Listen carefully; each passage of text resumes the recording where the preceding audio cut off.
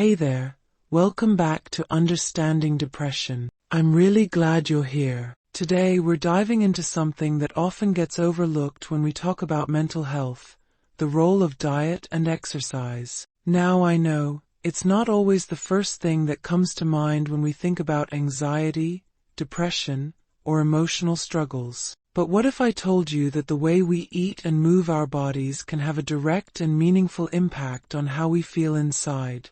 In this episode, we'll explore how certain foods can nourish our brains, how physical activity can change our mood chemistry, and what it all means for those of us navigating mental health challenges. No pressure, no shame, just information, compassion, and real talk. So stay with me. Whether you're tuning in during your morning walk, while commuting, or just relaxing at home, I invite you to take this time for yourself. Let's explore how caring for your body can also mean caring for your mind. Let's start with something simple. Have you ever noticed how sluggish or cranky you feel after a heavy, greasy meal?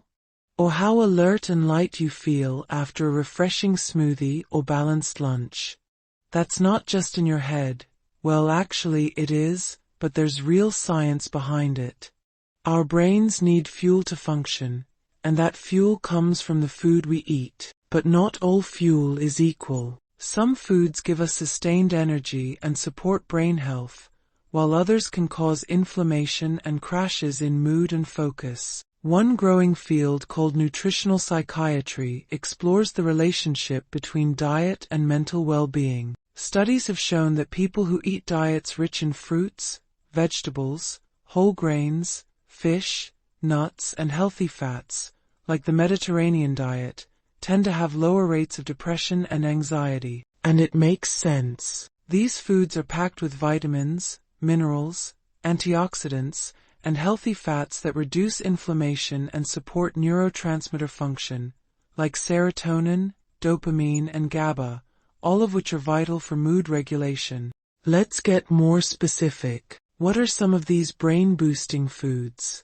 First, omega-3 fatty acids, found in fatty fish like salmon, sardines, and mackerel, are known to support brain structure and function. They also help reduce inflammation, which is increasingly linked to depression. Then there's leafy greens like spinach and kale. They're full of folate, a B vitamin that helps your brain produce mood-related neurotransmitters. People with depression are often found to have lower folate levels. Whole grains, like oats, brown rice, and quinoa, release glucose slowly into the bloodstream, providing a steady supply of energy to your brain, rather than the spikes and crashes caused by refined carbs. And let's not forget probiotics, those good bacteria in fermented foods like yogurt, kimchi, and kefir. These support gut health, which in turn influences brain function through the gut-brain axis. Yes, your gut and brain actually talk to each other. Fascinating, right?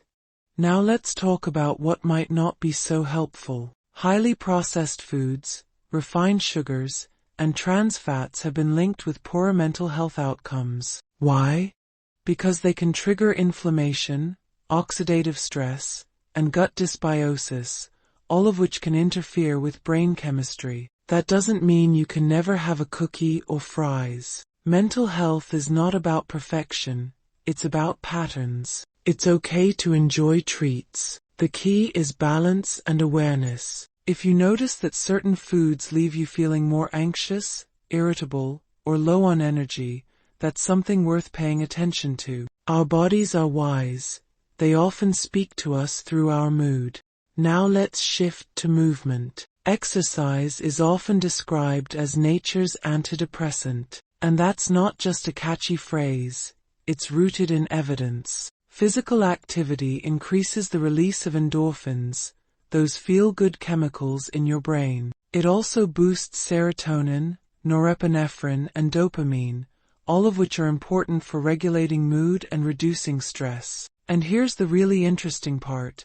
Studies have shown that for some people, regular exercise can be just as effective as antidepressant medication for mild to moderate depression. Of course, everyone's different, And exercise isn't a replacement for therapy or meds if you need them, but it can absolutely be part of the toolkit. So how much movement is enough? Experts suggest that even 30 minutes of moderate activity, like brisk walking, most days of the week can have a positive impact on mood. And it doesn't have to be intense. You don't need to run a marathon or hit the gym for 2 hours. It's more about consistency and finding something you enjoy, whether that's dancing in your kitchen, biking with friends, swimming, hiking, or even gentle yoga. And if 30 minutes feels overwhelming right now, start with 5. Seriously, 5 minutes is better than 0. Build from there. What's amazing is how diet and exercise together support the mind-body connection. When we nourish our bodies and move them regularly, we're not just boosting brain chemistry, we're sending ourselves a message of care and self-respect. And that matters, because depression often comes with feelings of worthlessness or disconnection. Taking small, intentional steps to care for your body can quietly challenge those inner voices. It's a way of saying, I matter. Let me share a quick story. Sarah, a 32-year-old graphic designer, had struggled with anxiety and low energy for years. She wasn't into sports and found it hard to cook. But when she started adding a short walk every morning, just 10 minutes around the block, and swapped her sugary breakfast cereal for eggs and toast with avocado, she noticed a real shift in her mood after just a couple of weeks. No, it didn't fix everything, but it helped. And that encouragement gave her the momentum to make more changes. Stories like Sarah's aren't rare. Small changes matter. Maybe you're thinking, this all sounds good, but I just don't have the energy. And I hear you. Depression, fatigue, or anxiety can make it hard to even want to change habits, especially ones that feel overwhelming. Start where you are. Choose one meal to upgrade.